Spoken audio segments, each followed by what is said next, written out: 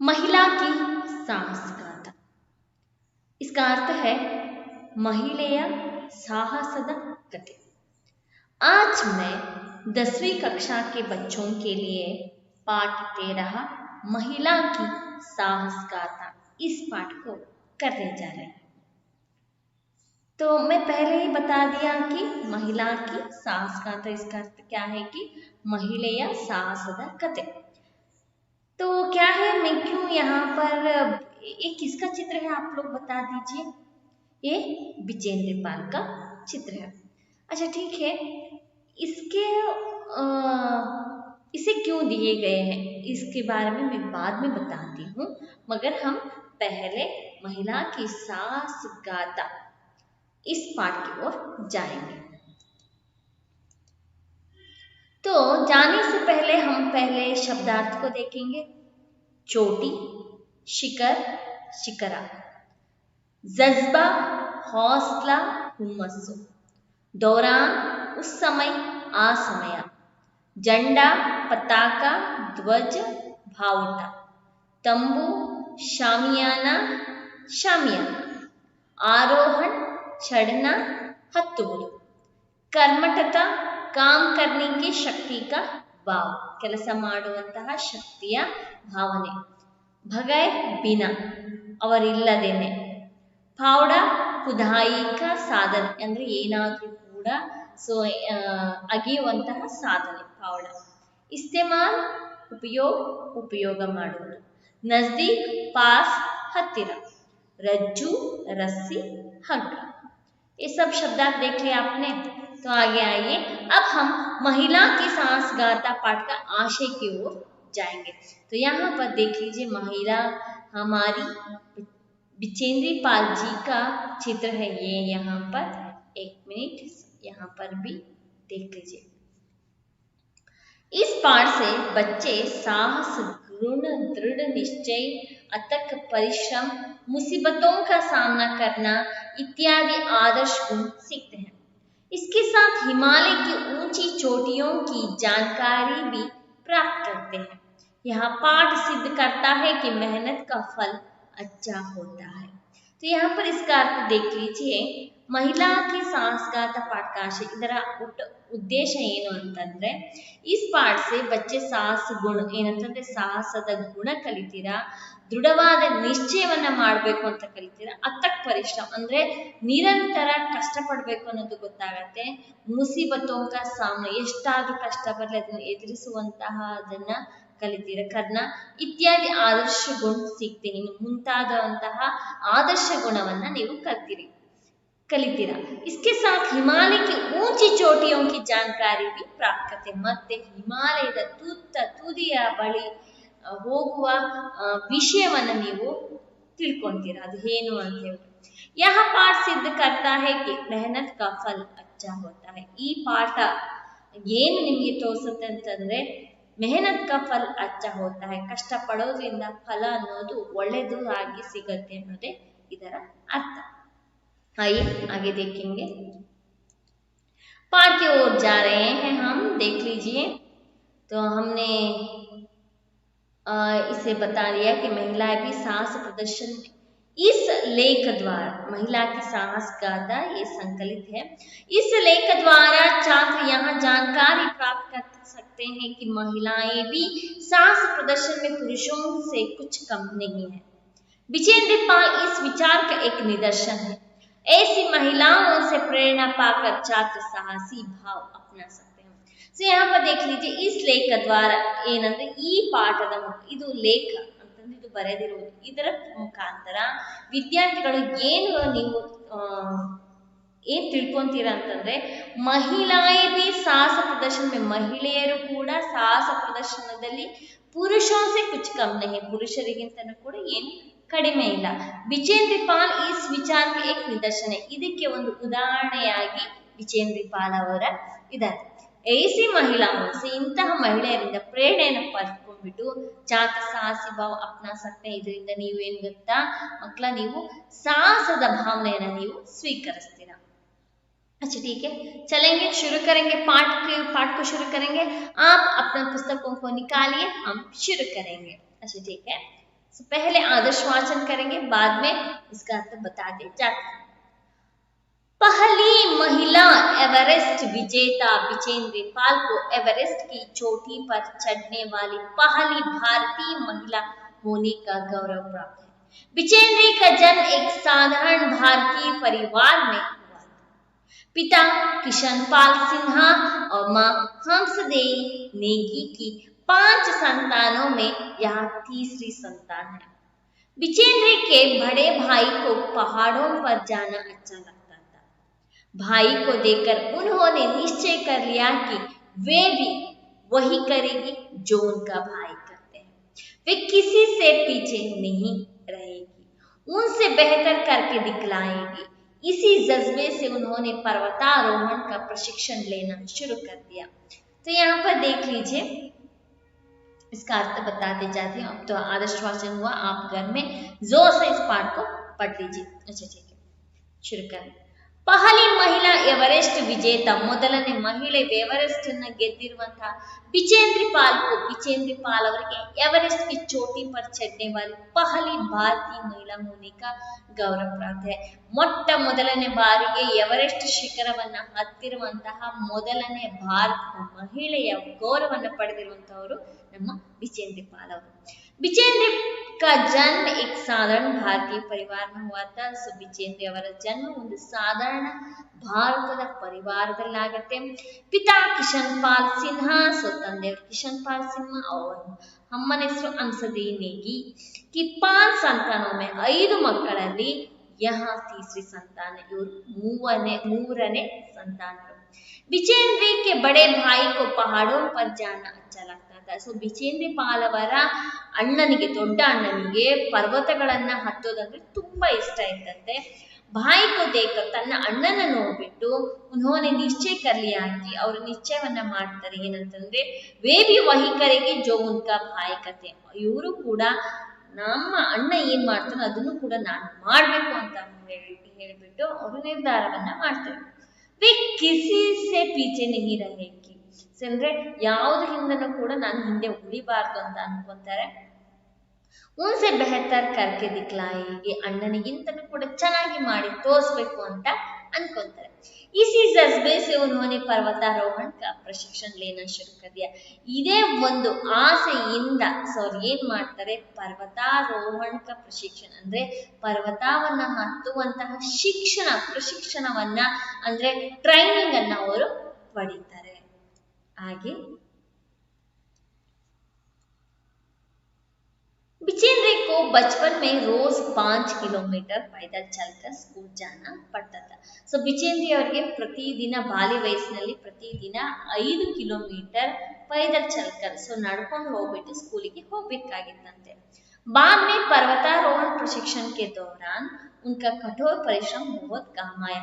ಈ ರೀತಿಯಾಗಿ 5 ಕಿಲೋಮೀಟರ್ ಹೋಗೋದು 5 ಕಿಲೋಮೀಟರ್ ಬರುವಂತಹ ಕಾರ್ಯವನ್ನ ಮಾಡಿರೋದ್ರಿಂದ ಅವರು ಪರ್ವತವನ್ನ ಹತ್ತುವಂತಹ ಟ್ರೈನಿಂಗ್ ನಲ್ಲಿ ಅವರಿಗೆ ಇಂತಹ ಅಂದ್ರೆ ಎಷ್ಟು ಕಠೋರವಾಗಿರುವಂತಹ ಪರಿಶ್ರಮ ಇದ್ರೂ ಕೂಡ ಅವರಿಗೆ ಸುಲಭ ಆಯ್ತು। ಯಾಕಂದ್ರೆ ಇವರು ಪ್ರತಿದಿನ 5 ಕಿಲೋಮೀಟರ್ ಹೋಗಿ ಮತ್ತೆ 5 ಕಿಲೋಮೀಟರ್ ವಾಪಸ್ ಬರೋದು ಅಲ್ಲಿ ಅವರಿಗೆ ಅನುಕೂಲ ಆಯ್ತು। उसके बाद सिलाई का काम सीख लिया और सिलाई करके पढ़ाई का खर्च जुटाने लगी।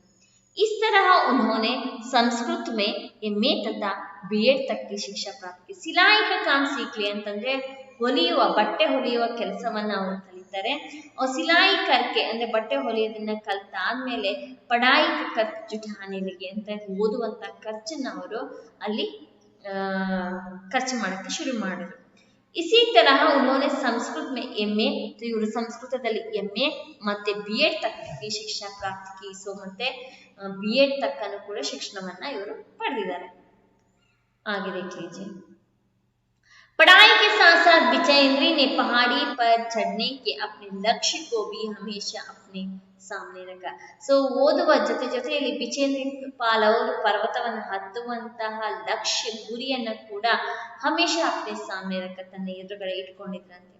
इसी दौरान उन्होंने खालनाग पर्वत की चढ़ाई की ಇದೇ ಮುಖಾಂತರ ಈ ಆಸೆಯನ್ನು ಇಟ್ಕೊಂಡು ಈ ಗುರಿಯನ್ನು ಇಟ್ಕೊಳ್ಳೋದ್ರಿಂದ ಅವರು ಕಾಲನಾಗ್ ಎನ್ನುವಂತ ಪರ್ವತವನ್ನು ಹತ್ತುತ್ತಾರೆ सन 1982 में उन्होंने गंगोत्री ग्लेशियर 6,672 मीटर तथा रूडगेरो 5,819 मीटर की चढ़ाई की जिससे उनमें ಆತ್ಮವಿಶ್ವಾಸ और बढ़ा ಸೊ ಅಂದ್ರೆ ಇದೇ ಉತ್ಸಾಹದಿಂದ ಅವ್ರು ಏನ್ ಮಾಡ್ತಾರೆ ಕಾಲ್ನಾಗ್ ಪರ್ವತವನ್ನ ಕೂಡ ಹತ್ತುತ್ತಾರೆ 1982ರಲ್ಲಿ ಅವರು ಗಂಗೋತ್ರಿ ಗ್ಲಾಸಿಯರ್ ಅದು ಎಷ್ಟು ಅಂತಂದ್ರೆ 6,672 ಮೀಟರ್ ಉದ್ದ ಇದೆ ಅದೇ ತರ ರೂಡ್ಗೇರೋ ಅಂತ ಹೇಳ್ಬಿಟ್ಟು 5,819 ಮೀಟರ್ ಉದ್ದ ಇರುವಂತಹ ಅದನ್ನ ಹತ್ತುತ್ತಾರೆ ಇದರಿಂದ ಅವರಿಗೆ ಆತ್ಮವಿಶ್ವಾಸ ಇನ್ನು ಹೆಚ್ಚಾಗ್ತದೆ ನನ್ನ ಕೈಯಲ್ಲಿ ಸಾಧ್ಯ ನಾನು ಮಾಡಬಲ್ಲೆ ಅಂತ ಹೇಳ್ಬಿಟ್ಟು ಏನ್ ಗೊತ್ತಾ ಯಾವುದೇ ಒಂದು ಕೆಲಸವನ್ನ ಮಾಡಿದ್ರೆ ತಕ್ಷಣ ಪ್ರತಿಫಲ ಸಿಗೋದಿಲ್ಲ ಕಷ್ಟ ಪಡ್ತಾ ಪಡ್ತಾ ಪಡ್ತಾ ಕೊನೆಗೆ ಪ್ರತಿಫಲ ಸಿಗತ್ತೆ आगे देख लीजिए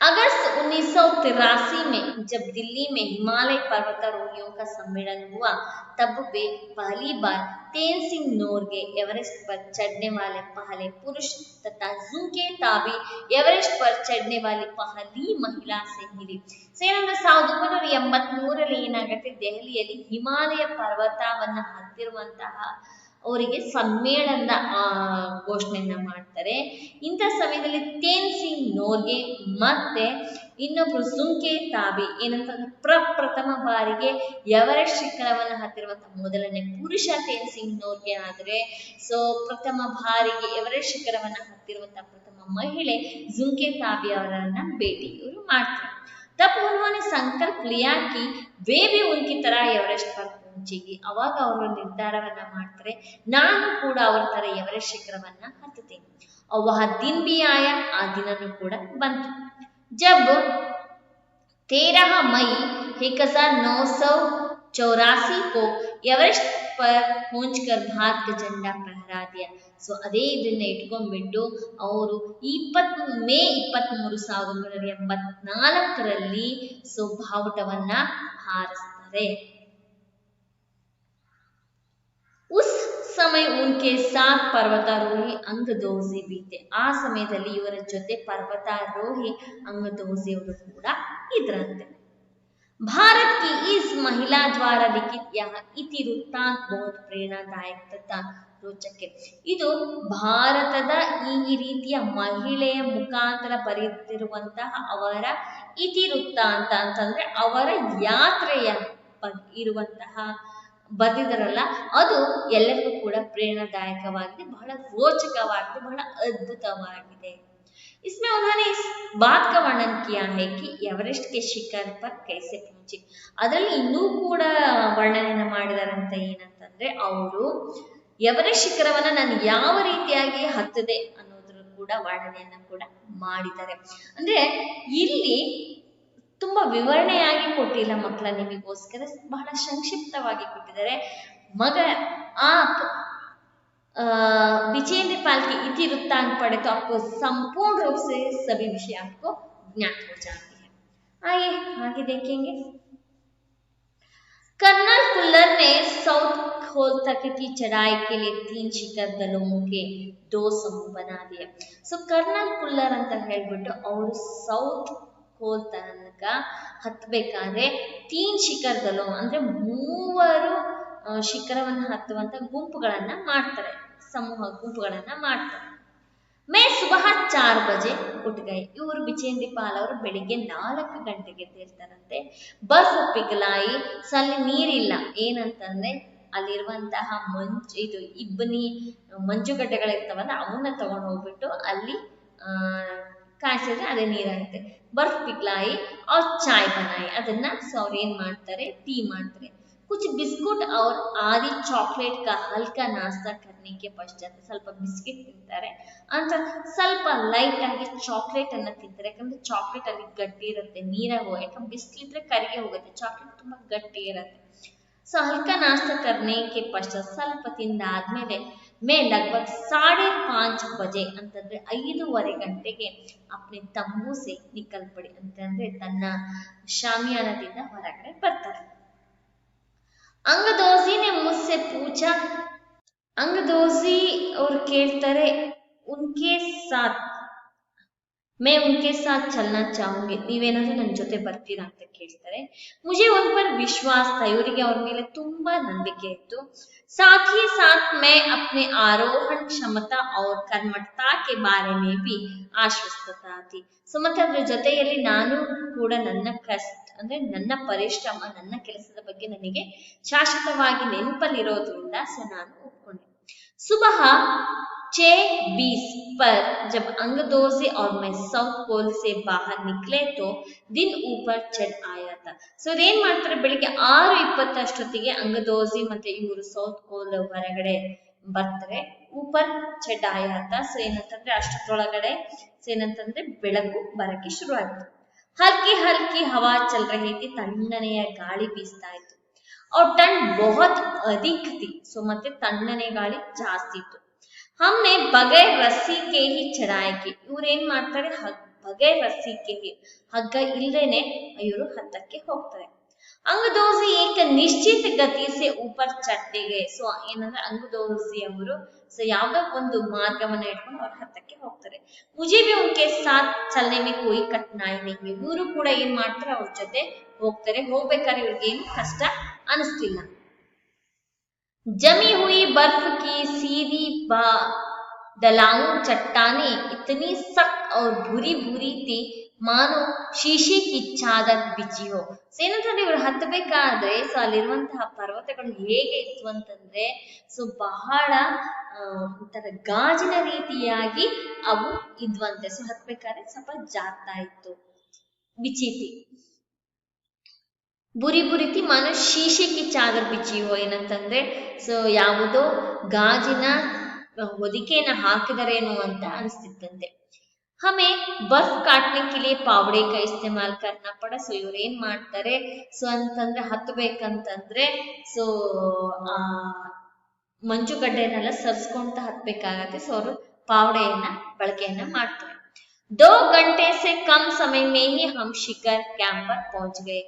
2 घंटे से कम समय में ಸೊ ಏನಂತಂದ್ರೆ 2 ಗಂಟೆ ಕಡಿಮೆ ಸಮಯದಲ್ಲಿ ಇವರು ಶಿಖರದ ಕ್ಯಾಂಪ್ ಬಳಿ ಹೋಗ್ತಾರಂತೆ.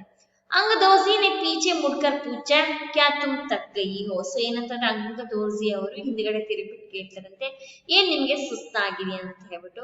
मैंने जवाब दिया नहीं, ಇಲ್ಲ ಅಂತ ಉತ್ತರ ಕೊಡ್ತಾರಂತೆ. यह सुनकर वे बहुत अधिक आश्चर्यचकित और आनंदित हुए. ಇದನ್ನೇ ಕೇಳ್ಬಿಟ್ಟು ಸೊ ನಮ್ಮ अंगदोजी ಅವರಿಗೆ ತುಂಬಾ ಆಶ್ಚರ್ಯಚಕಿತನೂ ಕೂಡ ಆಗತ್ತೆ. ಸೊ ಮತ್ತೆ ತುಂಬಾ ಆನಂದನೂ ಕೂಡ ಆಗತ್ತೆ. थोड़ी चाय पीने के बाद हमने पुनः चढ़ाई शुरू करी. ಸ್ವಲ್ಪ ಟೀ ಕುಡಿದ್ಮೇಲೆ ಇವ್ರು ಏನ್ ಮಾಡ್ತಾರೆ, ಮತ್ತೆ ಹತ್ತೋದನ್ನ ಕೂಡ ಶುರು ಮಾಡ್ತಾರೆ. लाउटू एक नायलन की रस्सी लाया था, इसलिए अंगदोजी और मैं रस्सी के सहारे चढ़े. ಸೊ ಏನಂತಂದ್ರೆ ಅಲ್ಲಿ ಒಂದು ನೈಲನ್ ಇಂದ ಹಗ್ಗವನ್ನ ತಗೊಂಡ್ಬಂದಿದ್ರು. ಸೊ ಅದ್ರ ಅಂಗದೋಜಿ ಮತ್ತೆ ಇವರು ಕೂಡ ಆ ಹಗ್ಗವನ್ನ ಹಿಡ್ಕೊಂಡು ಹತ್ತುತ್ತಾರೆ. जबकि लाउटू एक हाथ से रस्सी पकड़े हुए बीच में चला. ಸೊ ಏನಂತಂದ್ರೆ लाउटू ಅನ್ನುವಂತಹ ವ್ಯಕ್ತಿ ಏನ್ ಮಾಡ್ತಾರೆ, ಆ ಹಗ್ಗವನ್ನ ಇಟ್ಕೊಂಡು ಮಧ್ಯದ ಹತ್ರ ಹೋಗ್ತಾರಂತೆ. तभी लाउटू ने गौर किया कि मैं इन ऊंचाइयों के लिए आवश्यक 4 लीटर ऑक्सीजन की अपेक्षा लगभग 2.5 लीटर. ಸೊ ಏನಂತಂದ್ರೆ ಅವಾಗ ಇವರಿಗೆ ಗೊತ್ತಾಗತ್ತೆ ಅಂತಂದ್ರೆ ಮೇಲೆ ಹತ್ತುತ್ತಾ ಸೊ ಏನಂತಂದ್ರೆ ಉಸಿರು ಮೇಲೆ ಕೆಳಗೆ ಆಗುತ್ತೆ. ಈ ರೀತಿ ಆಗೋದ್ರಿಂದ ಸೊ ಏನಂತಂದ್ರೆ ಆಕ್ಸಿಜನ್ ನ ಅವಶ್ಯಕತೆ ಜಾಸ್ತಿ ಬೀಳತ್ತೆ. ಸೊ 4 ಲೀಟರ್ ಆಕ್ಸಿಜನ್ ಗೆ ಅಪೇಕ್ಷೆ 4 ಲೀಟರ್ ಆಕ್ಸಿಜನ್ ಇರುವಂತಹ ಜಾಗದಲ್ಲಿ लगभग 2.5 ಲೀಟರ್ ಏನಂತಂದ್ರೆ ಸೊ 2.5 ಲೀಟರ್ ಆಕ್ಸಿಜನ್ ಪ್ರತಿ ಮಿನಿಟ್ की 10 से लेकर चढ़ रही थी. ಏನಂತಂದ್ರೆ ಪ್ರತಿ ನಿಮಿಷಕ್ಕೂ ಕೂಡ ಏನಂತಂದ್ರೆ 2.5 ಲೀಟರ್ ಆಕ್ಸಿಜನ್ ಅದನ್ನ ತಗೊಂಡು ಸೊ ಮೇಲೆ ಹತ್ತುತ್ತಿದ್ದಂತೆ. यहाँ पर देख लीजिए ऊपर चलने का दृश्य है. फावड़े से उपयोग करके वे सीधा ऊपर चढ़ रहे हैं. मेरे रेगुलेटर पर जैसे ही उसने ऑक्सीजन का आपूर्ति बढ़ाई, मुझे कठिन ಚಡಾಯಿ ಆಸನ್ ಲಗ್ನಲ್ಲಿ. ಇದನ್ನ ನೋಡ್ಬಿಟ್ಟು ಲಾವ್ಟ್ ಅವ್ರು ಏನ್ ಮಾಡ್ತಾರೆ, ಇವರ ರೆಗ್ಯುಲೇಟರ್ ಅಲ್ಲಿ ಸ್ವಲ್ಪ ಹೆಚ್ಚಾಗಿರುವಂತಹ ಆಕ್ಸಿಜನ್ ಅನ್ನ ಪೂರ್ತಿ ಬಡಾಯಿ ಅಂದ್ರೆ ಪೂರ್ತಿ ಇಲ್ಲದೆ ಇರೋದನ್ನ ತುಂಬುತ್ತಾರೆ. ಸೊ ಅವಾಗ ಇವರಿಗೆ ಮತ್ತೆ ಹತ್ತಲಿಕ್ಕೆ ಏನು ತೊಂದರೆ ಆಗುವುದಿಲ್ಲ. दक्षिण शिखर के ऊपर हवा की गति बढ़ गई थी. दक्षिण ಶಿಖರದಲ್ಲಿ ತುಂಬಾ ಗಾಳಿಯ ಗತಿ ಜಾಸ್ತಿ ಆಗಿತ್ತಂತೆ. उस ऊंचाई पर तेज हवा के झोंके बुरे बुरे बर्फ के कणों को चारों तरफ उड़ा रहे थे. ಸೊ ಏನಂತಂದ್ರೆ ಅಲ್ಲಿ ಇವರು ಹತ್ತಬೇಕಾದ್ರೆ ವೇಗವಾದ ಬಹಳ ಗಾಳಿ ಬರ್ತಿರೋದ್ರಿಂದ ಅಲ್ಲಿರುವಂತಹ ಮಂಜುಗಡ್ಡೆಗಳು ಬರ್ಫ್ ಏನಂತಂದ್ರೆ ಹಾರ್ತಾ ಇದಾವಂತೆ. ಇಬ್ಬನಿ ರೀತಿಯಾಗಿ ಕಣಕಣಗಳು ಮೇಲೆ ಹಾರ್ತಾ ಇದಾವೆ. ಸೊ ಜಾಸ್ತಿಯಾಗಿ ಹಾರ್ತಿದ್ವಂತೆ. ಜಿಸ್ಸೆ ಕುಚ್ ದಿಕಾಯಿ ನಹಿ ದೇ ರಹಾ ಥಾ. ಸೊ ಏನಂತಂದ್ರೆ ಫುಲ್ಲು ಮಂಜುಗಡ್ಡೆಯ ಮುಸುಕು ಮುಂದುಗಡೆ ಬೀಳೋದ್ರಿಂದ ಇವರಿಗೆ ಏನು ಅಷ್ಟಾಗಿ ಕಾಣ್ತಿರ್ಲಿಲ್ಲಂತೆ. दिखाई नहीं दे रहा था. मैंने देखा कि थोड़ी दूर तक कोई ऊंची चढ़ाई नहीं है. ಇವ್ರು ನೋಡ್ತಾರಂತಂದ್ರೆ ಬಹಳ ದೂರ ತನಕ ಬಹಳ ಎತ್ತರವಾದ ಅಂದ್ರೆ ಹತ್ತುವಂತಹ ಜಾಗ ಬಹಳ ಕಡಿಮೆ ಇತ್ತಂತೆ. ಡಲಾನ್ ಏಕದಮ್ ಸೀದಿ ನೀಚಿ ಚಲಿ ಗಯಿ ಹೈ. ಸೊ ಏನಂತಂದ್ರೆ ಅವ್ರು ಹತ್ತುವಂತಹ ಜಾಗ ಆದಷ್ಟು ಕೆಳಗಡೆ ಹೋಗ್ಬಿಟ್ಟಿದೆ ಅಂದ್ರೆ ನಾನು ಹತ್ತು ಬಿಟ್ಟಿದ್ದೀನಿ ಅಂತ ಅವ್ರಿಗೆ ಗೊತ್ತಾಗುತ್ತೆ. ಮೇರಿ ಸಾನ್ಸ್ ಮಾನೋ ಏಕದಮ್ ರುಕ್ ಗಯಿ ಥಿ. ಅಂದ್ರೆ ನೀನ್ ಸ್ವಲ್ಪ ಇದೆ ಅಷ್ಟೇ, ಆಲ್ಮೋಸ್ಟ್ ಅಲ್ಲಿ ಹತ್ತಿದೆ. ಅವಾಗ ಅವರಿಗೆ ಒಂದೇ ಸತಿ ತನ್ನ ಉಸಿರು ನಿಂತೋಯ್ತೇನೋ ಅಂತ ಅನ್ಸ್ತಂತೆ. ಮುಜೆ ಲಗಾಕಿ ಸಫಲತಾ ಬಹುತ್ ನಜದೀಕ್. ಏನಂದ್ರೆ ಇನ್ನು ಹತ್ತಕ್ಕೆ ಜಾಸ್ತಿ ಇಲ್ಲ ಅಂತಂದ್ರೆ ಅಲ್ಲಿಗೆ ತಮ್ಮ ಸಫಲತೆಯನ್ನ ದಾಟುವ ಸ್ಥಿತಿಯಲ್ಲಿ ಅವರಿದ್ದಾರೆ.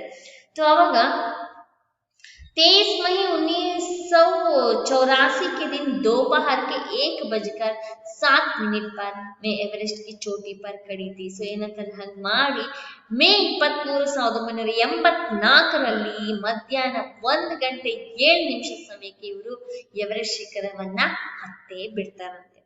एवरेस्ट की चोटी पर पहुंचने वाली मैं प्रथम भारतीय महिला थी. एवरेस्ट ಶಿಖರವನ್ನ ತುದಿಯಲ್ಲಿ ಹತ್ತಿರುವಂತಹ ಮೊದಲನೆಯ ಭಾರತೀಯ ಮಹಿಳೆ ನಾನಾಗಿದ್ದೆ ಅಂತ ಅವರು ಹೇಳ್ತಾರೆ. ಸುಲಭ ಅಲ್ಲ ಹತ್ತುವುದು. ಪರಿಶ್ರಮ ಎಲ್ಲಿದೆಯೋ ಅಲ್ಲಿ ಗೆಲುವು ಖಂಡಿತ ಸಿಗತ್ತೆ. एवरेस्ट की चोटी पर इतनी जगह नहीं थी कि 2 व्यक्ति साथ साथ खड़े हो सके.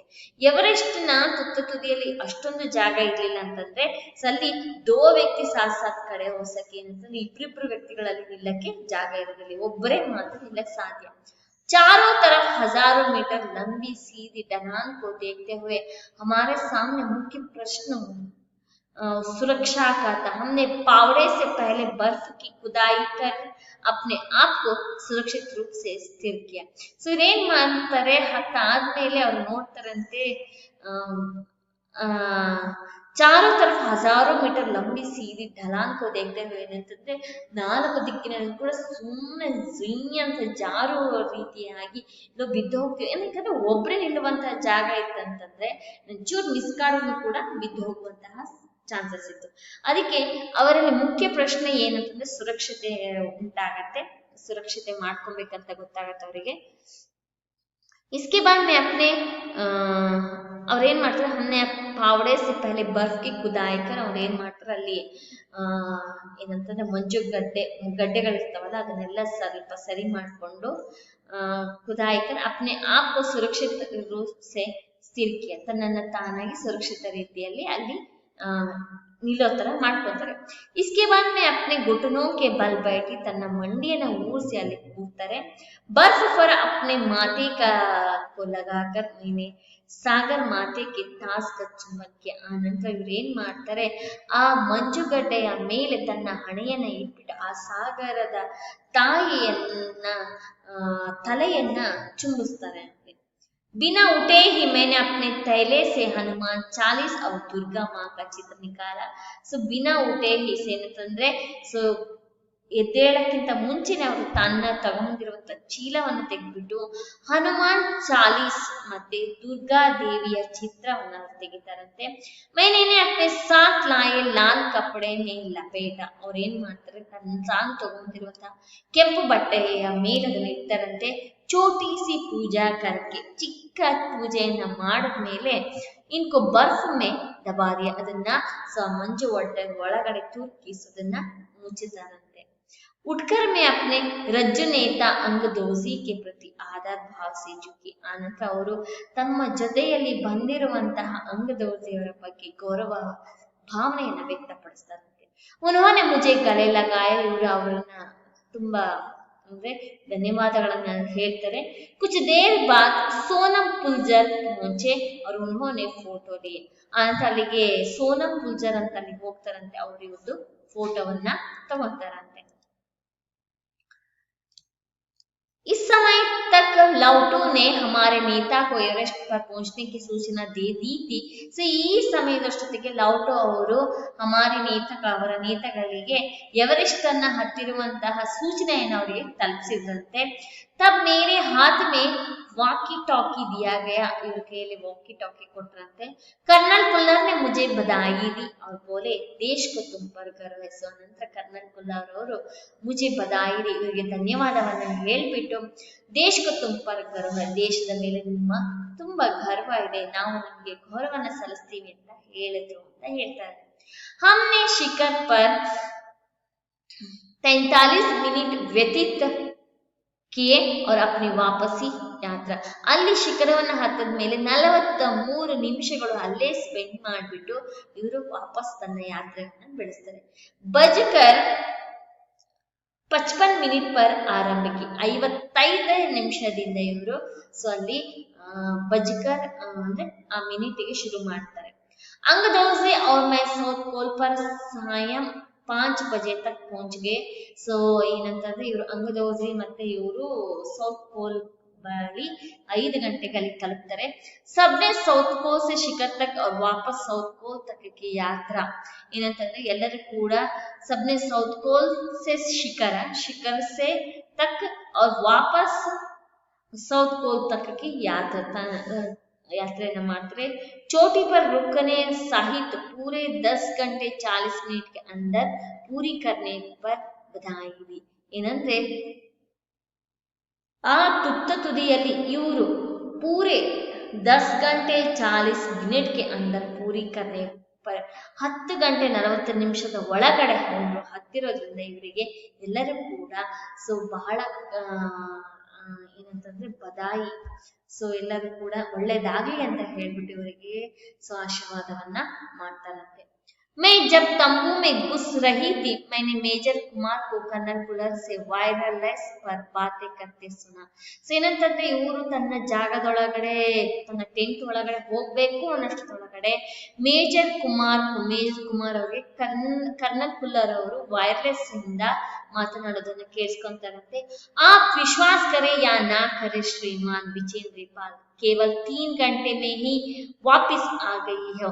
ಸೊ ಏನಂತಂದ್ರೆ ಇವ್ರು ಹೇಳ್ತಾರಂತೆ, ನೀವು ವಿಶ್ವಾಸ ಕರೆ ನಾ ಕರೆ, ನೀವು ನಂಬ್ತಿರೋ ಬಿಟ್ಟಿರೋದು ನನಗೆ ಗೊತ್ತಿಲ್ಲ ಶ್ರೀಮತಿ ವಿಜೇಂದ್ರಿ ಪಾಲ್ ಅವರಿಗೆ ಕೇವಲ 3 ಗಂಟೆ ಒಳಗಡೆ ನೀವು ಆ ಹಿಮಾಲಯ ಶಿಖರದಿಂದ ಕೆಳಗಡೆ ಇಳಿದಿದ್ದೀರಾ. ಅವ್ರು ಉತ್ತನಿ ಹೆಚ್ಚುಸ್ತು ದಿಕ್ ರಹಿಯೋ, ಹಾಗೆಯೇ ನೀವು ಅಷ್ಟು ಆರೋಗ್ಯವಾಗಿ ಕೂಡ ಕಾಣ್ತಿದ್ದೀರಾ.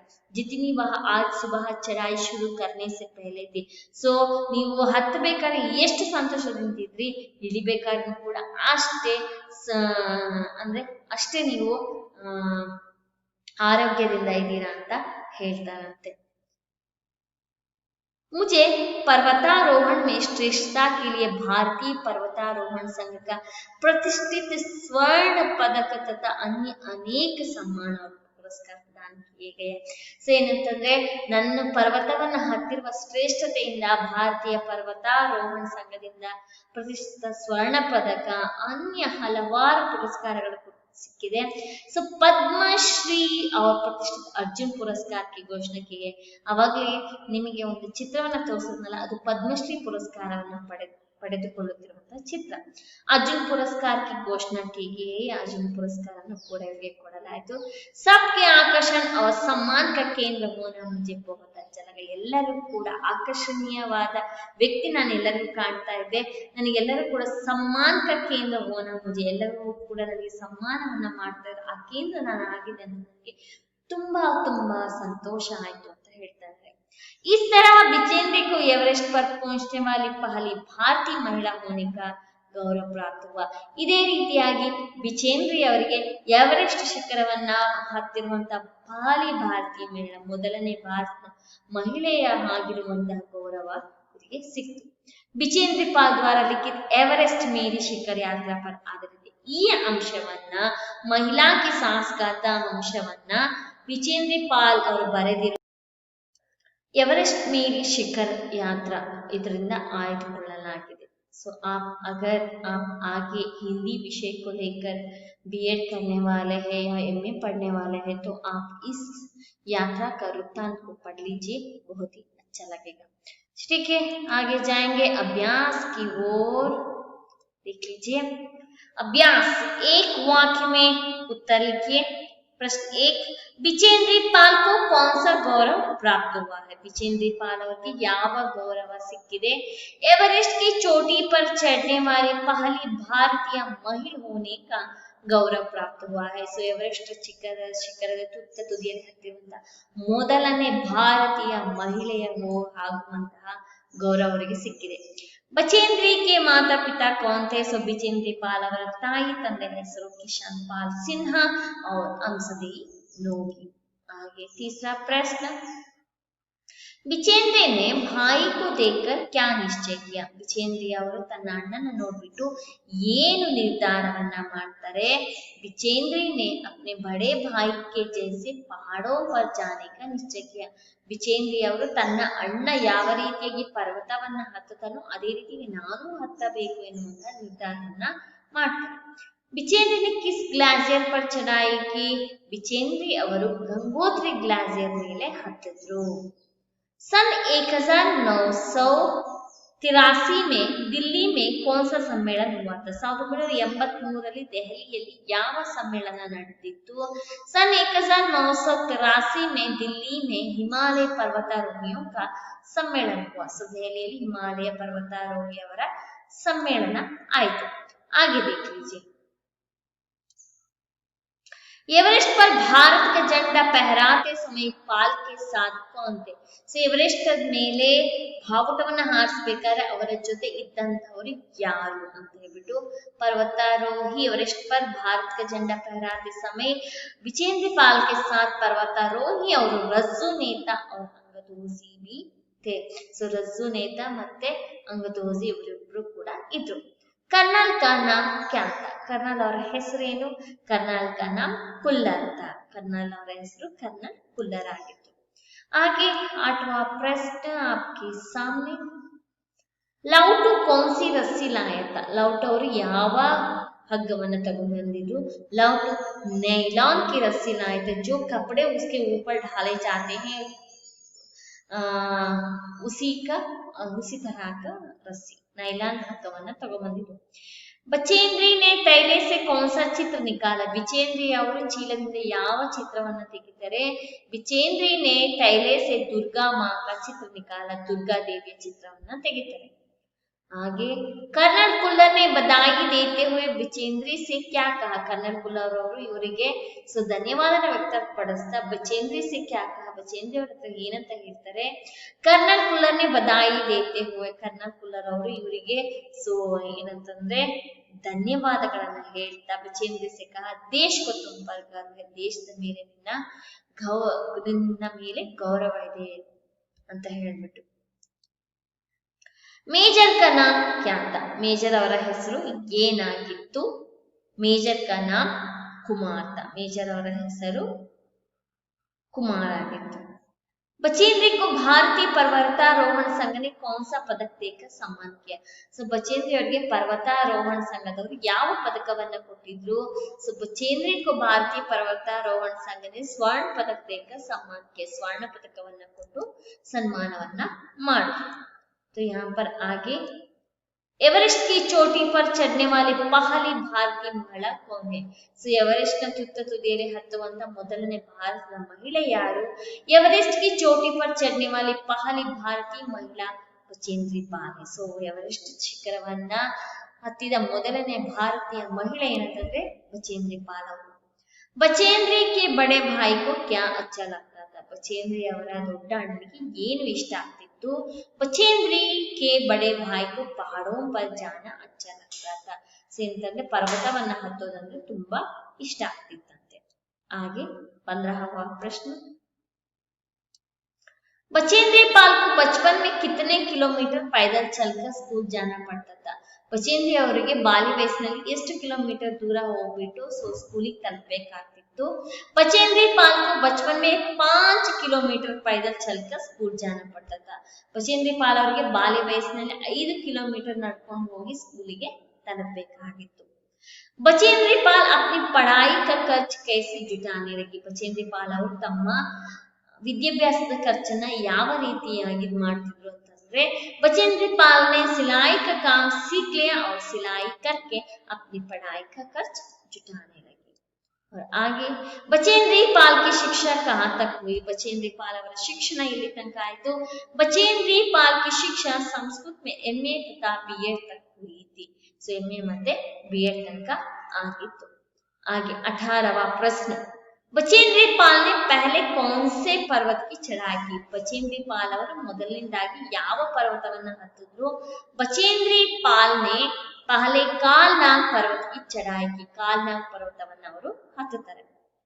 एवरेस्ट पर चढ़ने वाले पहले पुरुष कौन थे. एवरेस्ट ಶಿಖರವನ್ನ ಹತ್ತಿರುವಂತ ಮೊದಲನೇ ಪುರುಷ ಯಾರು. एवरेस्ट पर चढ़ने वाले पहले पुरुष तेनसिंग नोर्गे ಅವರು. 20वां प्रश्न. एवरेस्ट पर चढ़ने वाली पहली महिला कौन थी. एवरेस्ट पर चढ़ने वाली पहली महिला जुंके ताबी थी. आगे बचेंद्री पाल ने क्या संकल्प किया. बचेंद्री पाल ने तेनसिंग नोर्गे और जुंके ताबी की तरह एवरेस्ट पर पहुंचने का ಸಂಕಲ್ಪ किया.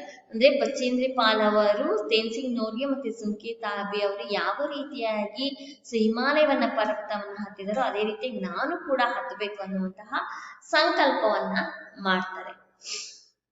ಹಾಗೆ बचेंद्री पाल कब एवरेस्ट की चोटी पर खड़ी थी. ಸೊ ಯಾವ ಸಮಯದಲ್ಲಿ ಯಾವಾಗ ಎವರೆಸ್ಟ್ ಶಿಖರದ ತುತ್ತ ತುದಿಯಲ್ಲಿ ನಿಂತಿತ್ತು. बचेंद्री पाल 23 मई 1984 के दिन दोपहर 1:07 पर एवरेस्ट की चोटी पर खड़ी थी. 1984 ಮೇ 23 ಮಧ್ಯಾಹ್ನ 1:07 ಅಲ್ಲಿ ನಿಂತಿತ್ತು. आगे अंगदोजी और बचेंद्री पाल में कहाँ पहुंचकर फोटो लिया. अंगदोजी और बचेंद्री पाल ने सोनम पुलजर पर पहुंचकर फोटो लिया.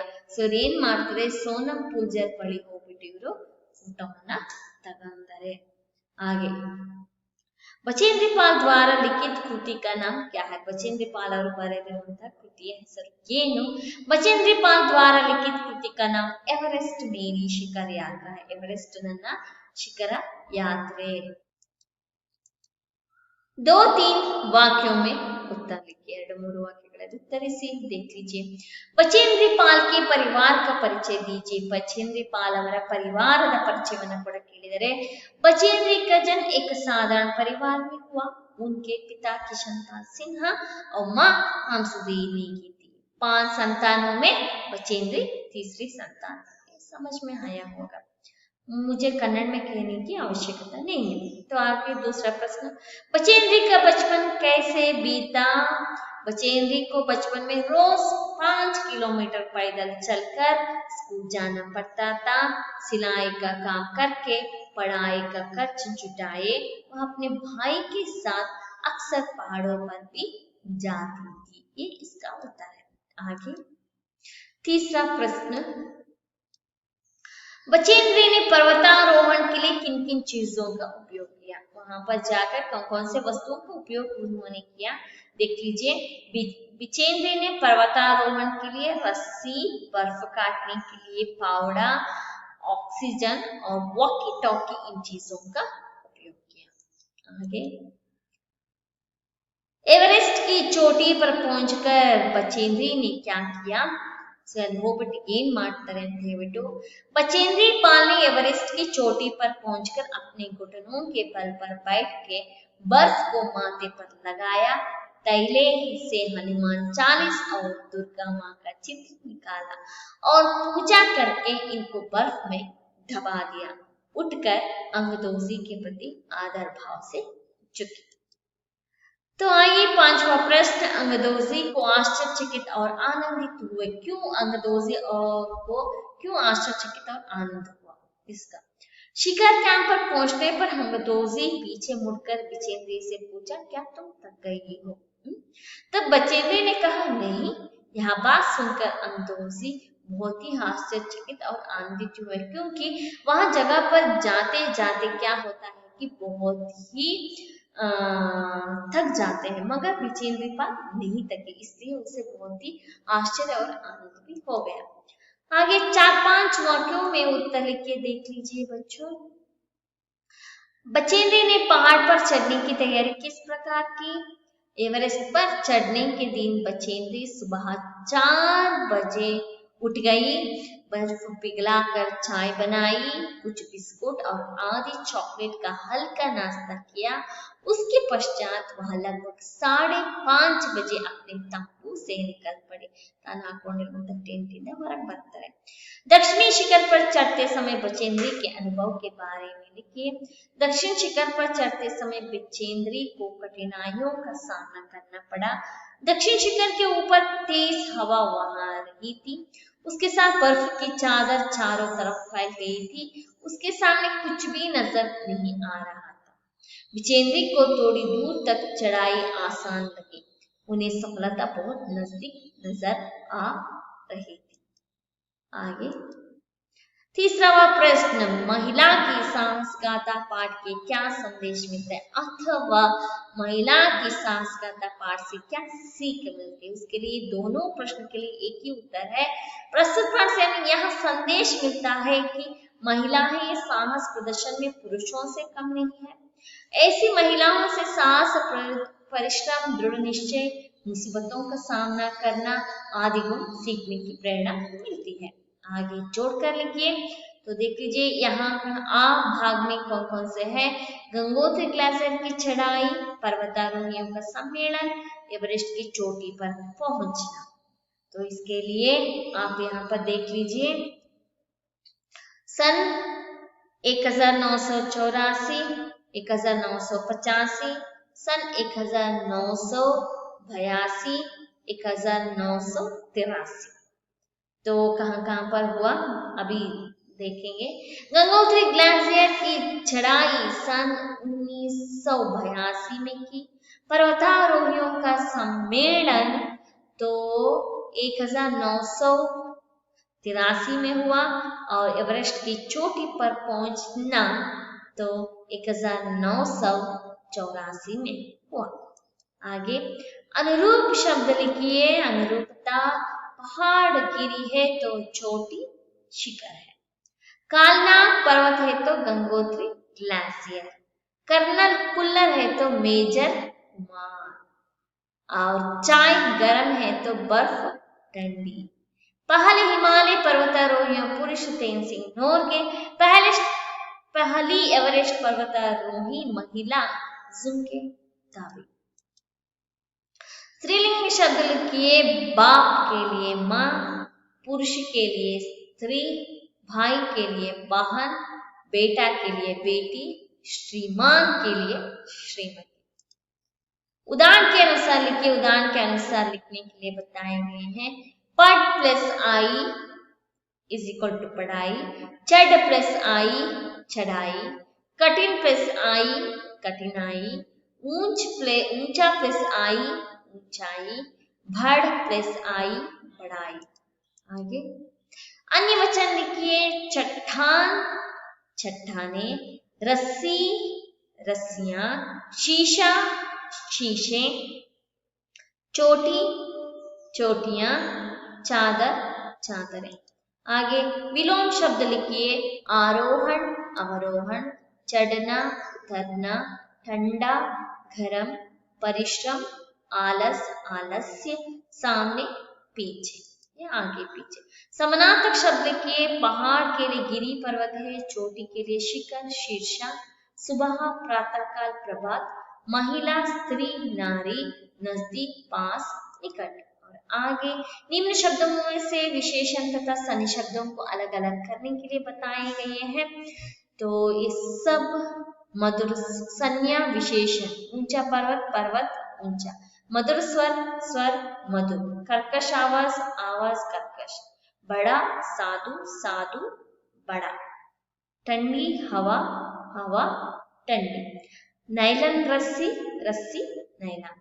तो बच्चों अब मैं यहाँ तक महिला का साहस गाथ पाठ समाप्त कर रही हूँ। शायद आप लोगों को समझ